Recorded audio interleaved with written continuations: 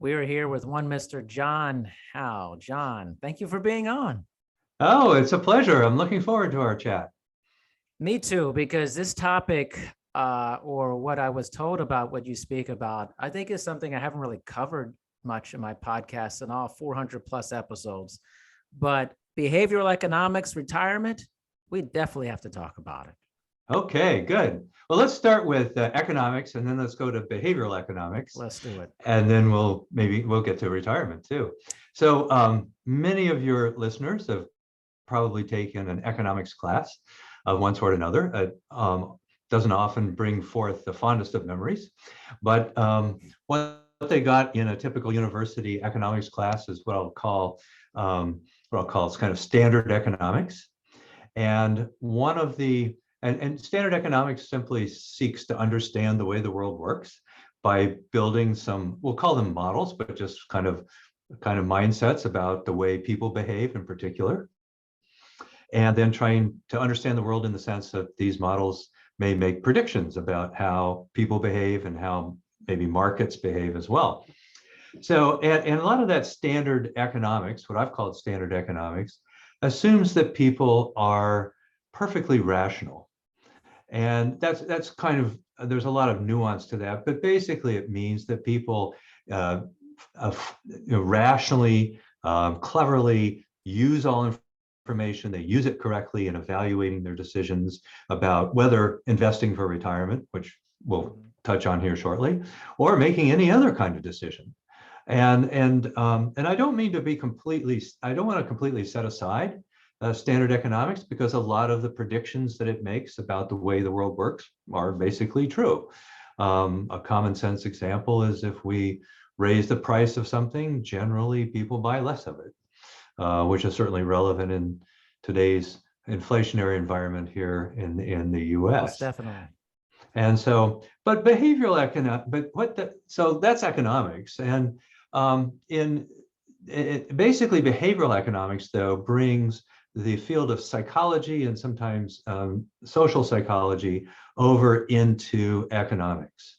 So probably I would call him the grandfather of behavioral economics, was a guy named Daniel, he's still alive, Daniel Kahneman, who in 2002, he's a psychologist, but in 2002, he won the Nobel Prize in economics for his work showing that primarily the work he was rewarded for showed that in making economic decisions, people don't always behave rationally as defined by the standard economic models. So behavioral economics, in short, sure this is a trouble talking to a professor, there's no short answer, but anyway, in short, it's the intersection between psychology and economics. And so again, not to set aside all of standard economics, but the question is, can we improve upon it by in some ways acknowledging the cognitive biases, the cognitive limitations that people have when they make economic or other kinds of decisions.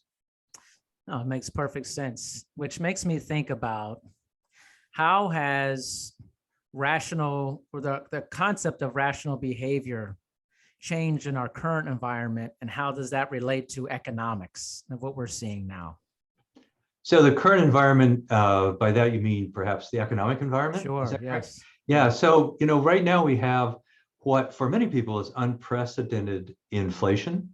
I'm old enough that I remember periods of actually much higher inflation, but many of your listeners and certainly all of my students really haven't experienced high levels of inflation.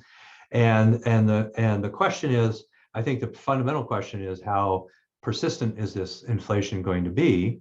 And what would the rational viewpoint be? And here's what one of the things we know from behavioral economics is that people tend to be simple extrapolators. And so basically, if they look at this kind of a rising rate of inflation, they may well assume that it's just going to continue to rise, or at a minimum stay at its current level, and perhaps ignore information that suggests that it's going to decline a bit. The rate of inflation is going to decline a bit. So we can see in what's called extrapolative expectations, basically the extrapolation, kind of drawing a line, where things been going, we just draw a line through that and move forward. That is as our expectation. Very often that doesn't work. that sometimes that extrapolation leads us to make rather bad decisions about future variables, such as inflation. How do you see this playing out, the economics of the housing market? I'm not sure how much you've kind of looked into this, but it seems that obviously like the interest rate is up over 4%. There is super low inventory of housing, yet people are still willing to jump into a hot market like this. Can you explain a Yes. little bit of that? Well, I can try anyway. And Right. so, first of all, the obvious comparison would be kind of the late 2008, 2009, when we got into a real housing bubble, and that led to what we call the financial crisis of 2008, 2009. The ripples of which we're still feeling, actually, I would say today. It strikes me, though, a lot of people make that comparison. I don't think that's probably the proper comparison. One of the reasons that that was a bubble is that there were lots of people who simply couldn't make the payments on their house payments, and so that led to kind of a downward spiral. They had to sell their house, put the prices down, and then other people tried to do the same. There was kind of a big selling spree, if you will, and so at least at the data that I've seen recently, people are keeping up on their payments. And that I would identify that as a key difference between then and now. But try to explain this now is I think part of it might come back to this extrapolation story, in the sense that housing prices, as we know, over the last 2 years, over the period of COVID, have risen dramatically. It's not been uniform across metropolitan areas, for example, but boy, pretty much every place they've gone up at a faster rate than historically has been true. And I think a lot of people are trying to jump on that bandwagon, so to speak, before things get even further. So they're kind of extrapolating. They're going to assume housing prices are going to continue to increase at whatever rate in their local market it's been. And so I think that explains a lot of the buyer behavior. What you've put your finger on is a factor that may change that trend line, and that is the increase in interest rates. And borrowing rates are now at high levels relative, at least to say the last 10 years or so. Again, from some long historical perspective, they don't look too bad, but nonetheless, there's that. And so there's a factor that I think maybe people are ignoring, are just avoiding in some way, avoiding thinking about that. And the Federal Reserve, which is the central bank of the United States, has made it clear that they intend to not only increase the interest rates that they control once. They've already done it once, but they're going to do maybe 4 or 5 more times over the next year. So I think that's a factor that may be underplayed in the market. So thinking about this too, in the sense that, have you seen some data that talks about kind of generational differences and the approach to economics, like maybe current, like millennial or Gen Z information, and how they approach economics behaviorally that may be different from past generations?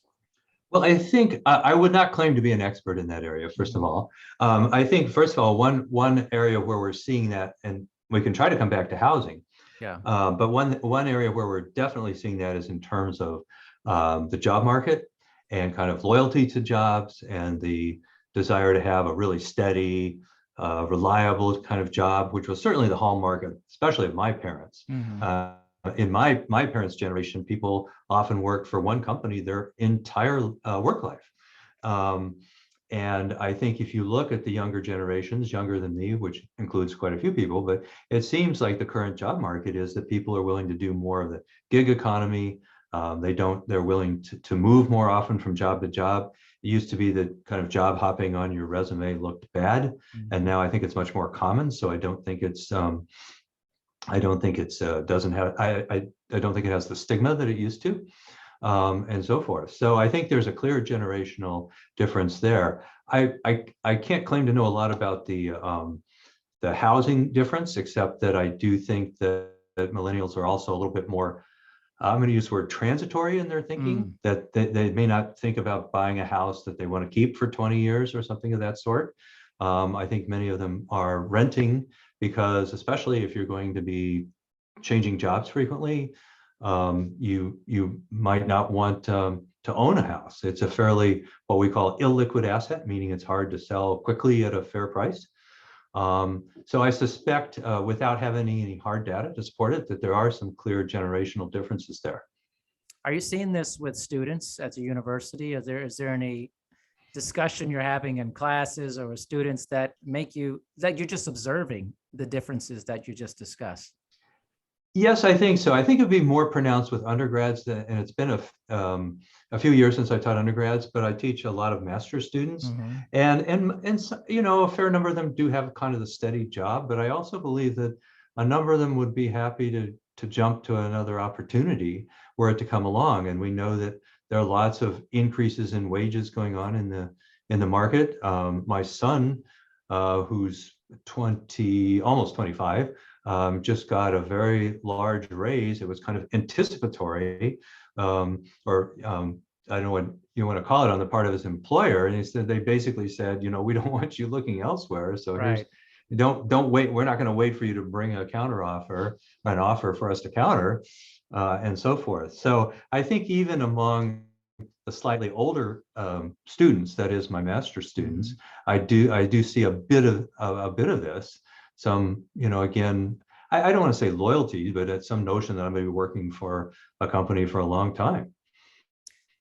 This is interesting to me. I think master students and such, what are students' attitudes or maybe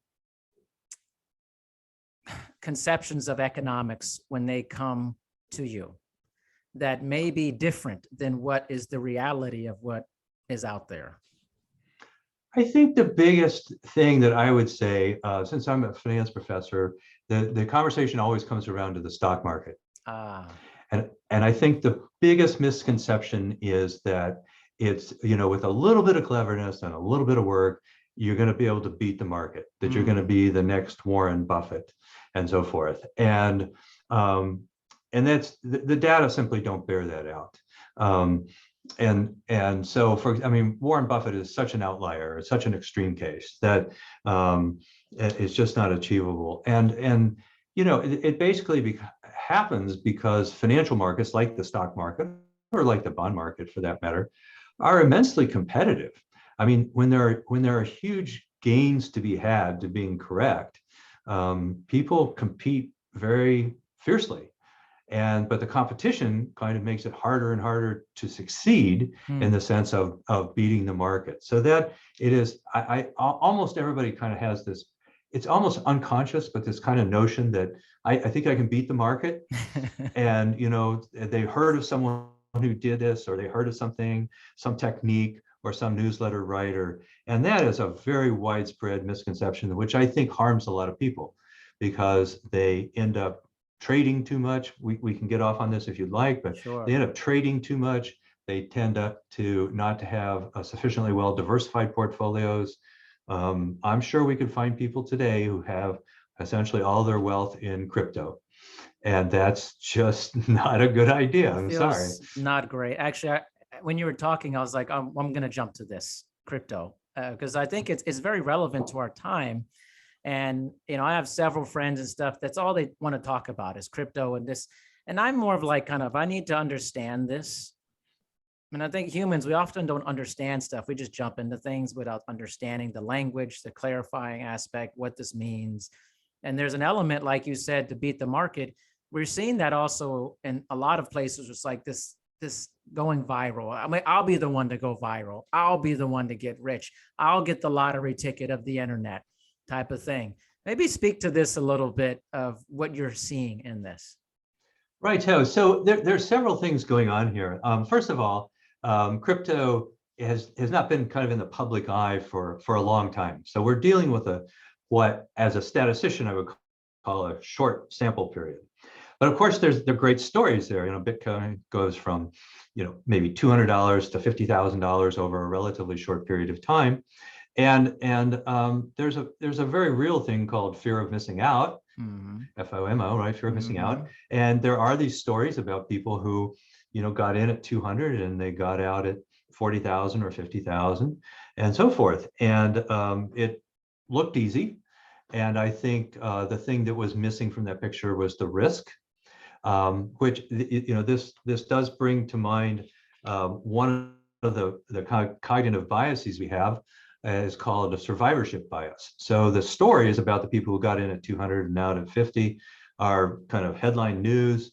These people are buying yachts or whatever, maybe buying them off of oligarchs or something of that sort. But there are plenty of people who got in at 50 and ended up selling at 35 because Bitcoin has itself been very variable. It's jumped up and down quite a bit. And those stories are not as nearly publicized, as much publicized. So what we're seeing is survivorship bias just means we tend to see the successful cases, and we tend not to see those people who are now kind of in the practicing, would you like fries with that, Right. kind of language, right? And but it's captivating, and maybe a good word, almost addictive in a way, to think that, oh, I don't have to put out much effort and I could make, in some cases, literally millions of dollars on a very small stake. I think, again, the risk is understated. I think we don't see the whole picture because of survivorship bias. I think there's also kind of this question of, who do you listen to? Yes. And so forth, because you're going to be listening, many people are listening to the kind of the advocates for crypto, and it certainly has some advantages, but it's certainly untested. I mean, I can talk about a very short sample period. So it's kind of addictive, it's alluring in a way. Yes. It's easy to do. I mean, it's a very human thing to be caught up in those emotions, but that doesn't make it particularly wise. Have you thought about kind of the long-term viability of cryptocurrency, and is it something that is viable for humans for the long term? Will it become kind of the dominant aspect of things? That's a good question, and my good friend Scott Christensen, whom you've had on several podcasts, and I would refer your listeners to those podcasts, is probably more of an, not certainly more of an expert on crypto than I. I think for it to be a permanent kind of thing outside the realm of speculation, it needs to have the qualities of money, and store of value, medium of exchange would be the economics textbook kinds of things. And it lacks both of those at the moment.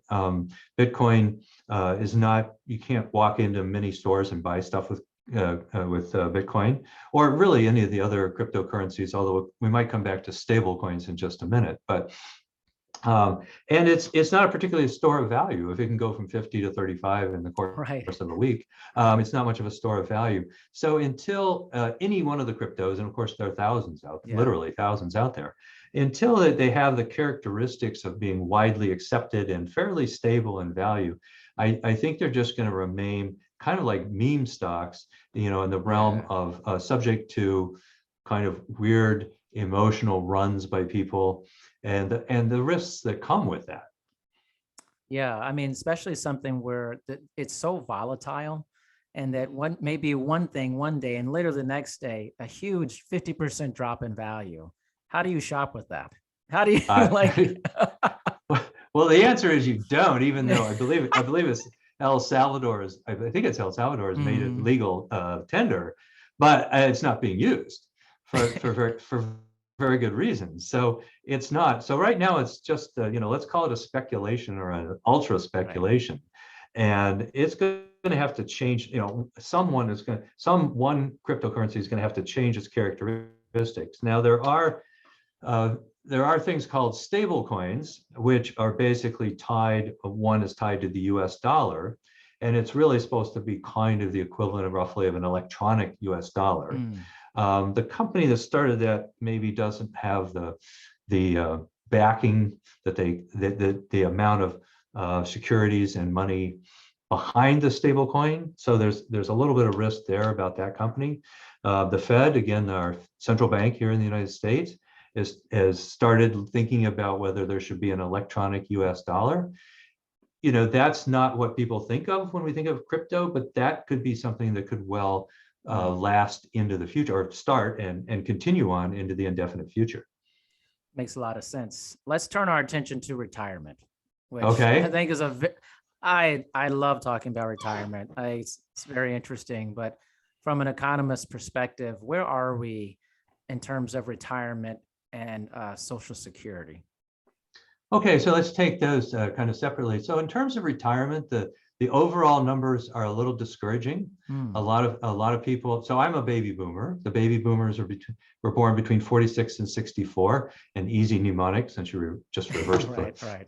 the numbers. Um, and I'm kind of smack in the middle of that. About 10,000 baby boomers retire every day, something of that sort. It's a huge, Wow. it's the rabbit and the snake kind of, or the alligator and the snake maybe, sort of thing.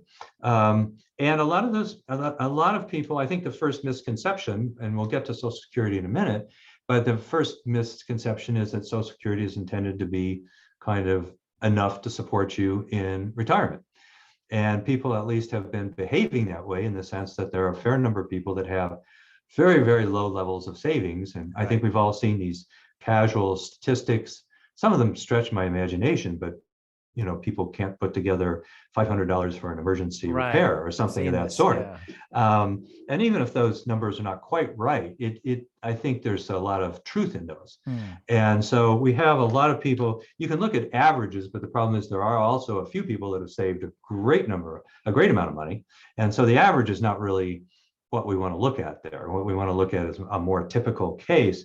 And the more typical case is not necessarily encouraging. And until the pandemic, people were working longer because they were discovering that they didn't have the savings, at least that would allow them to live in the manner to which they expected to live. Hmm. Now, since the pandemic, first of all, a lot of people lost their jobs.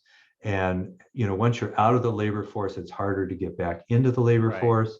Your skills may deteriorate, or it may simply be the perception of employers that you're kind of rusty or something of that sort. Of course, the economy is changing. Maybe we could pick that up later, but Yeah. economy is changing the set of skills we need to succeed. So if you're a baby boomer, maybe you don't have the skills, maybe tech skills to succeed. So in terms of where we stand as a country, kind of as a whole, I'm somewhat pessimistic that the level of savings are not where they should be, should in the sense of where people would feel comfortable retiring and have Hmm. a comfortable financial life. Social Security is an interesting question. You hear stories on both sides about whether it's going to run out of money, when it's going to Hmm. run out of money, and so forth. I think for the next 5 or 10 years, that's not a major concern, and the reason is that the reality that I just described is well known to politicians, and if you cut Social Security, you're going to have a lot of angry people, maybe with canes and walkers, but out there on Right. on their doorstep screaming because that is in fact for many people their main source of income, Right.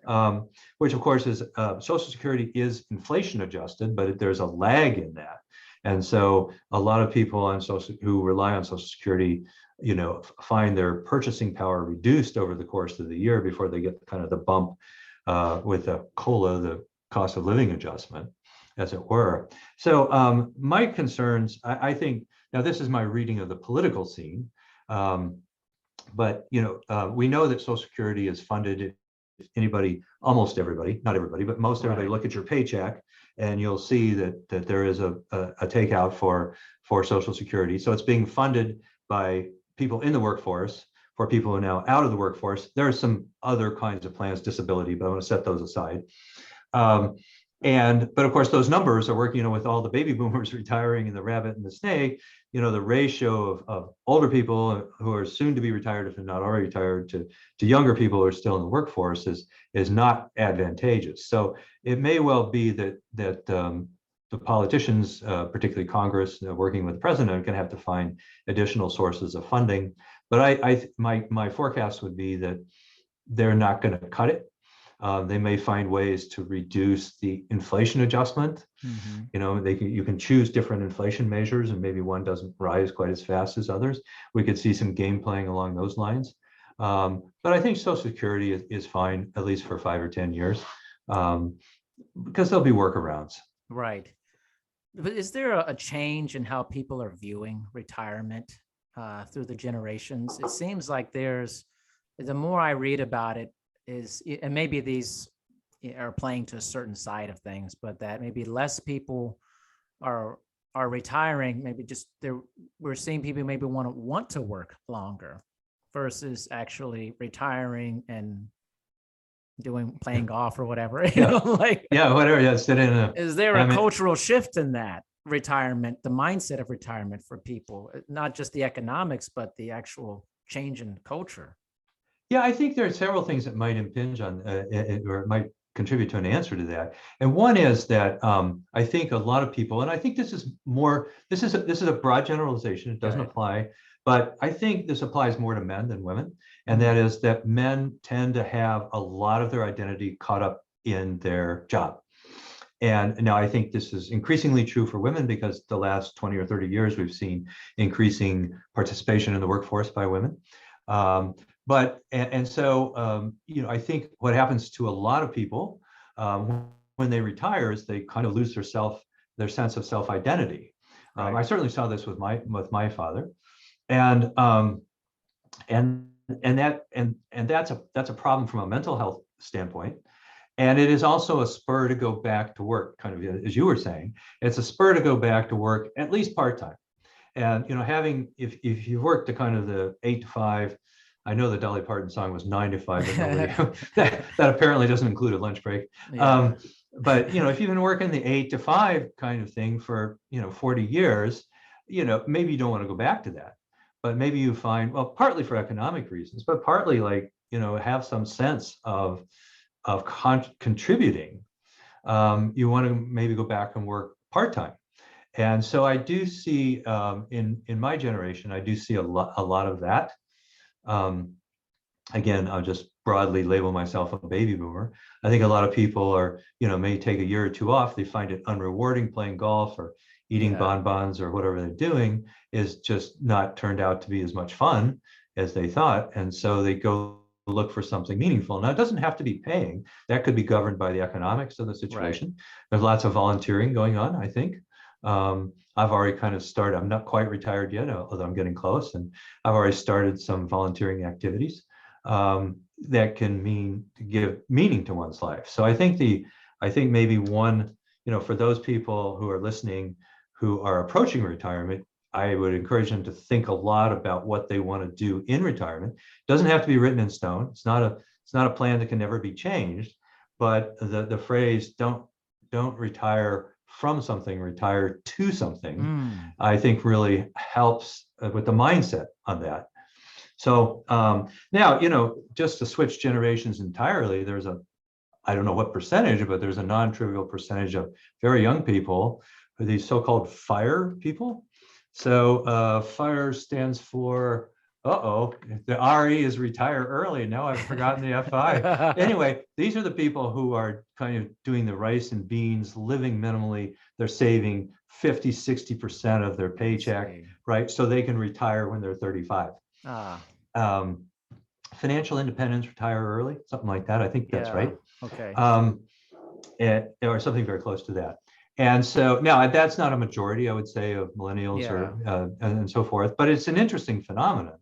I think those people are going to be kind of stumped when they retire at 35, and they're going to be financially okay. I mean, you can do those numbers, but then okay, now what are you going to do for the next 60 years?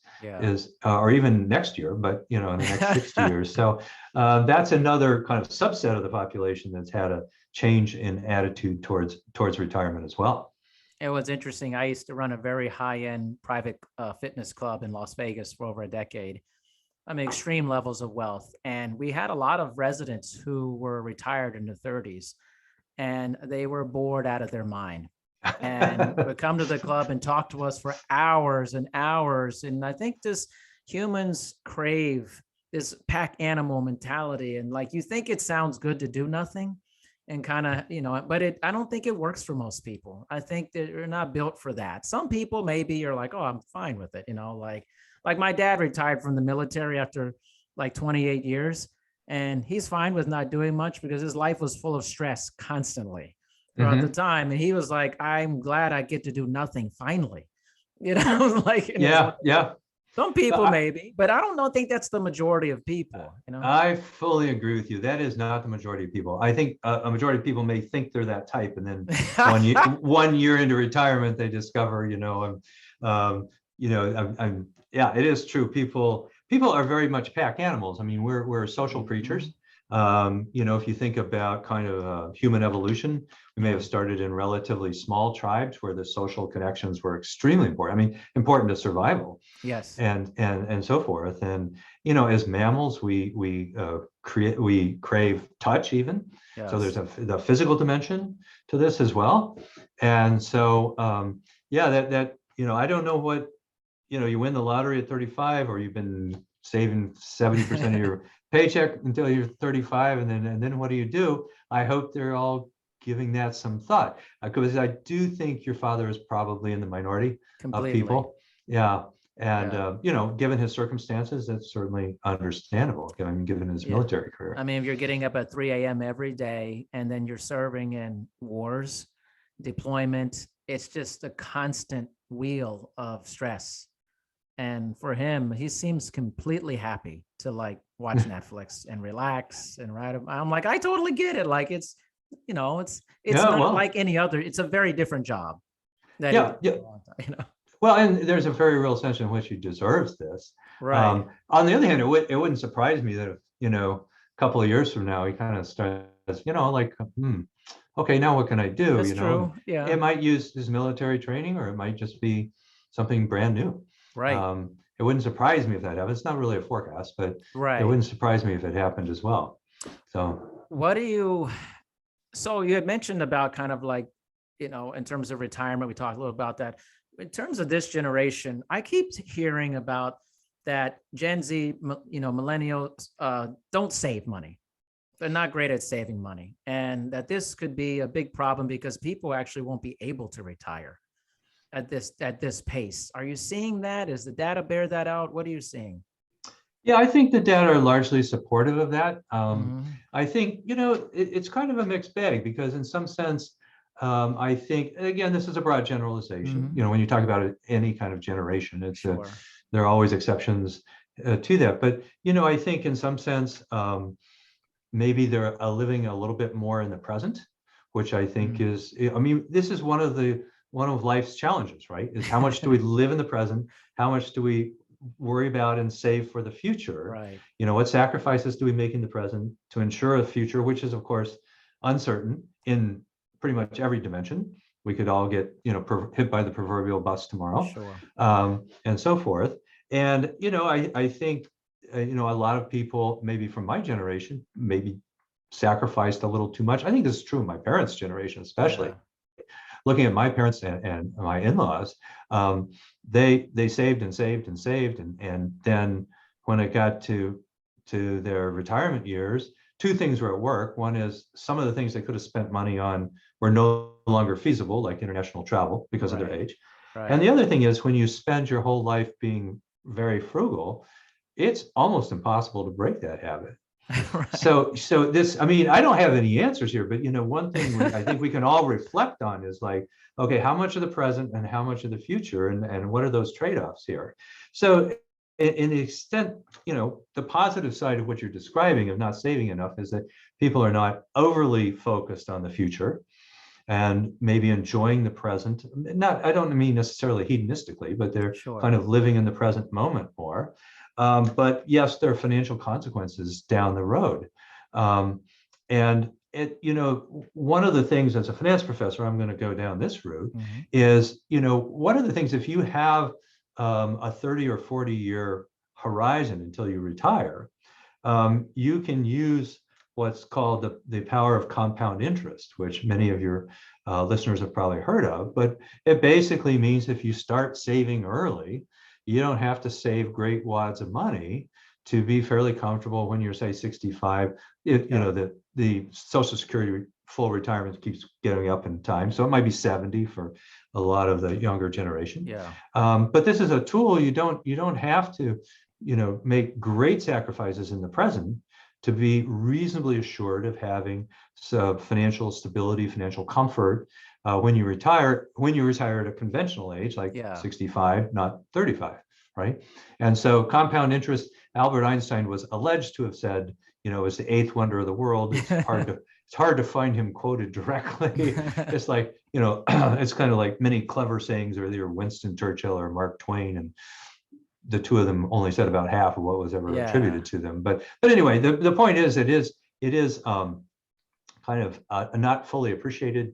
That power of compound interest is not fully appreciated, and so even you can live well in the present and still set aside enough to, assuming you're making some money, to have a reasonably comfortable retirement. Yeah. So I think that's one lesson for people who are relatively young, who have those horizons. If you're planning to retire in 3 or 4 years and you haven't saved well, there's just not that much. I mean, you can start saving like crazy, but there's just your past behaviors have put you in that position, and there's not a lot you can do. We've talked about working beyond the age where you expect to retire. Can't recommend lottery tickets. I think you mentioned winning the lottery. Can't recommend that. That's a bad idea. So anyway, so there's a lot of things going on there. The other side of compound interest that I'll mention is the use of debt. And the problem is that debt also compounds if you don't pay it off reasonably quickly. And so you can wind up at retirement with a fair amount of debt if you've not been taking care of that as well, especially credit card debt, where the interest rates are 16, 17, 18% or more. And so that's also the power of compound interest, but working against you. Right. When you're talking about borrowing, as opposed to working for you when you're talking about saving.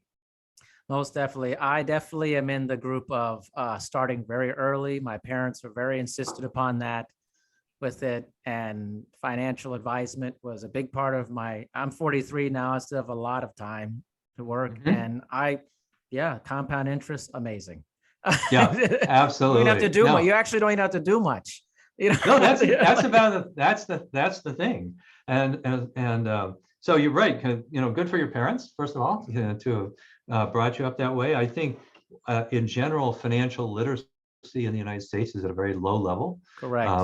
People do not understand such simple concepts as compound interest.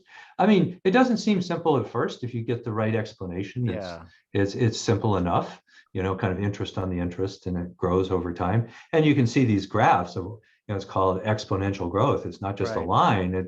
It's a steep, like the upper part of a roller coaster kind of thing. Yeah. And that works to your advantage again when you're saving. So your parents helped out. The question of financial literacy in the United States is one that probably needs to be addressed. I'm not sure at what level. Local school board, state, federal, maybe all of those, because I think there's a lot of work to be done in that area. Most definitely. And I also want to say, like, I know I think last year we had the first dip in life expectancy in a while in the US, but in general, life expectancy seems to be climbing in general and broadly. How does that mesh with retirement? If humans start living considerably longer in the future, but retirement is generally considered to be in this age range of your mid-60s type of thing, how does that work out? Well, not really well, I guess. Yeah, this is kind of the short answer, but no, but your point is a good one. First of all, I think you characterized the decline during the pandemic as a blip, and I think it probably is. It just relates to the pandemic, right? And affiliated things. People were not going to the doctor to get regular checkups and things. And it wasn't just COVID, but a lot of things because of COVID. And so I think it is more rational to kind of adjust one's forecast of how long one's going to live. And there are actuarial tables that say, given your age, how long you expected to live, and you can find refinements, based on your health. Let's say your BMI, your body mass index, and other sorts of things. You can get an estimate about how long you're going to live. But I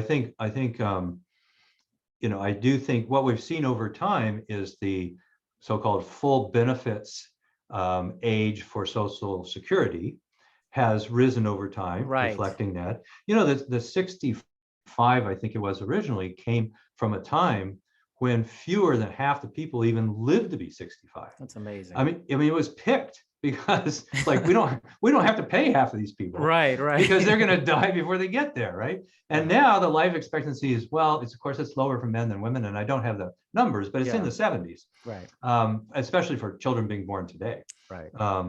And so so Social Security is kind of doing this with a lag. But I do think this is maybe part of the financial literacy or illiteracy that we're talking about.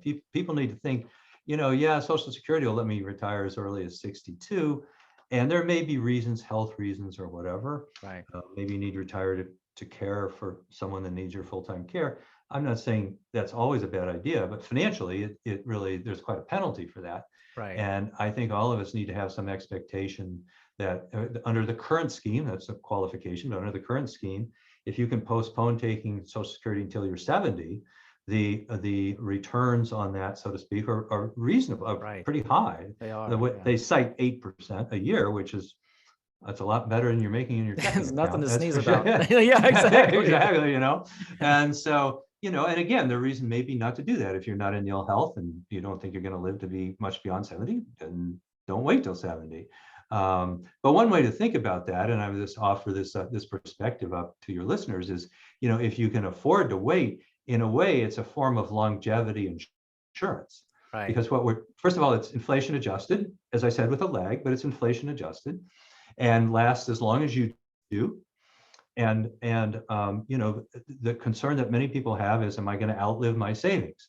And I have said that Social Security is not probably enough by itself, but if you can wait, it's up there at that elevated level, and it'll last as long as you do. So it's a kind of longevity insurance. Like if you happen to live to be 105, you'll still get being paid by Social Security. Right. Wow. It's amazing how we look this. I think kind of also in this sense is like, I think sometimes people have trouble with financial conversations and retirement because it also showcases that you're going to die one day on some level. And humans have problems confronting death and the reality of it, because if you're a young person, you don't even care about that at this point. You're like, I mean, it seems so far away, but the reality is that it's 100% death rate. So you have to think about it at some point and have a discussion about it, Oh, I could not agree more. And in fact, I think thinking about your death, while it sounds morbid, I mean, if you think about it a lot every day, then you got a problem. You got a problem, But sitting down periodically to confront it is I think it can substantially enhance the quality of your life, because it calls into focus the decisions you're making now and how they might impinge on your life. And I think there are lots of Stephen Covey in his book suggests what called the eulogy kind of idea. What do you want people to be saying about you at your funeral? It does make people uncomfortable. I've done some reading and studying in Buddhism, and boy, the phrase "everything is impermanent," permeates Buddhism, right? And including your life is impermanent. But I do think, as a lot of people do, you're exactly right. A lot of people shy away from that. And I think there are huge benefits to confronting your death and then say, okay, what does that mean for me? And the type of life I would like to lead, the decisions I'm making now, how I think about now versus the future, and so on and so forth. I think that's hugely important. I think it's a great point. Yeah, it just seems like, we shy away from things that we know are inevitable. We just want to push them under the rug. Yeah. And money, and the concept of money too, money conversation is also uncomfortable for a lot of people, whether it be salary, people comparing what do they have versus what do I have. I think you think about if you live in a neighborhood and all your neighbors are around you, a lot of people, it's human nature to think, well, I wonder how well they're doing over there. It becomes this weird thing, money and talk of money in relationship to comparison of finances. Well, that's a wide open topic, but first of all, let me say you're absolutely right. And there are studies that show that the affluence of your neighbors affects your own spending habits. And a lot of this probably happens unconsciously. That's even the worst part of it. It's not, that they just pull up in their new, Jaguar or Ferrari and suddenly, your Lexus isn't looking so good kind of thing, right? And, and so first of all, you've just given a prescription that is very, very useful, and that is be careful who you compare yourself to, because with only one exception, there's always someone richer than you, for example, right? I mean, there's probably some one person richest in the world, whoever it may be. But the point is, there's always someone richer than you, and I in my case, maybe not in yours, but in my case, I know there's someone fitter than I am, right? I mean, I play a lot of tennis, but and so forth. So you have to be careful about comparisons, because they do influence the decision you make. And so you think, well, I think maybe I need a Beamer to, fit in this neighborhood, when the Lexus is perfectly fine, or just a Toyota is just fine. So that whole comparison thing, and related to that, very similar to that, is something called the Hedonic Treadmill, which is a nice phrase, but it basically means that when we acquire things, and I think pretty much all of us have had this experience, when we acquire things, we have this temporary blip in our kind of happy, I'm assuming it's a good thing, like a BMW, okay, that we get this temporary blip in our happiness, but we soon acclimate to it, and pretty soon it's just a car, right? And yet, boy, there's some number of dollars that we didn't really need to spend, and but then so the treadmill is then, okay, now I need to do something else to get happy again. So if it's not that, I need to take a cruise, or I need to put a swimming pool in my backyard, or whatever it is. And so we're all, and we get a temporary bump in our happiness from a cruise or a swimming pool in the backyard, but pretty soon, in fact, the swimming pool in the backyard can be like, oh my God, I gotta go clean all the leaves out, kind of thing, right? And so so the hedonic treadmill says that if you don't pay attention, you're kind of constantly acquiring. You're on this treadmill, and you're not really getting anywhere in terms of happiness, but you're working really hard, because you're having to get the money to buy the BMW, then the swimming pool, then the cruise, and so forth. And you're really overall not much happier in the long run. So the comparison and this notion that especially my material acquisitions are going to have a temporary effect, whereas going back to our earlier conversation, my social connections can have a much more lasting effect on my happiness. And in fact, for people thinking about retiring, it's clear that people that have with strong social connections are happier, they're healthier, they live longer. It's maybe tied to their health. Anyway, there's everything to be said. Social isolation is extremely harmful to mental and physical health. Yes. I mean, well said. I mean, it's even funny, even goes to like, well, we moved here like 4 years ago to Washington State from Las Vegas, and it's a zero-scape place. You don't mow lawns in Vegas generally and stuff. We got here, have this big lawn, big backyard, whole thing. And my neighbor is like always cutting his lawn. Like, and it looks immaculate. And I said, I have to cut it as much as he does, because I don't want our lawn to look bad. Like, but if he wasn't there, maybe he didn't cut it. Maybe I wouldn't cut it as much. So I recognize that I'm being influenced by the kind of aesthetics of one of my neighbors' great job of keeping up their yard, in a sense, is keeping up with the Joneses, in a sense, But that's that kind of comparison thing again. Exactly. Another phrase for that. And you might want to ask yourself, I'm not a therapist and I don't play one on TV either, but you might want to ask yourself, like, so what if my yard doesn't look quite as good as my neighbor's, kind of related to that. And I'm not saying it is or is not in your budget, but I had a colleague who, when in the spring came, he would go mow his yard once to remind himself how much he hated it, and therefore how much it was worth hiring someone to do it for him. He always did it once a year, and I go, okay, yep, it's worth paying this this kid down the street to mow my yard. That is funny. I have a very different outlook. Like, even though my neighbor is doing it, I like mowing the lawn.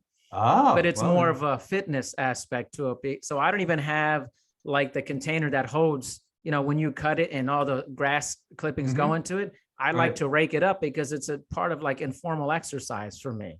I look at it as a physical aspect, and not like, oh, I hate this type of thing. No. That's great, and certainly something mowing the lawn can be almost meditative. Yeah. Oh my gosh. If you kind of right in that moment and you just kind of focused on that. I mean, Yeah. this is, we all have heard about mindfulness anyway. If you're Yes. kind of mindful in that, the classic example is washing dishes, but there's no reason why, mowing a lawn can't be a Of mindful activity course. where you're just kind of in that. And that's great. And then in your case, you get the physical benefits of doing that as well. And you Yeah. value those, I I guess. value that. Everybody has it. Yeah. Yeah. I think because I Yeah. value it, it's like, oh, this is another extension of my education and my lifestyle. Yeah. Versus like sometimes, if you're like, hey, I hate this, and you hire somebody, it's like, okay, you're not going to do it. You hire somebody. But like in my background, I'm thinking you're just taking more activity out of your life. That's what my education's telling me that, Yeah. but so it's a different mindset, it's It's just a different different. mindset, It's and different neither one's mindset. right or wrong. It's Right. just It's just but they are different. different. They They're are very different. different for Absolutely. that. But Absolutely. John, man, I tell you what, thank you so much for giving me some of your valuable time, a currency that no human can afford to buy back, which is time. Absolutely. Well, it has been a great pleasure. This has been a great conversation. Thank you so much. I've learned quite a bit, and I know the audience is certainly, well, I've learned quite a bit. Again, thank you so much for your time, and I look forward to connecting with you again in the future. Likewise. Thanks so much, Terry.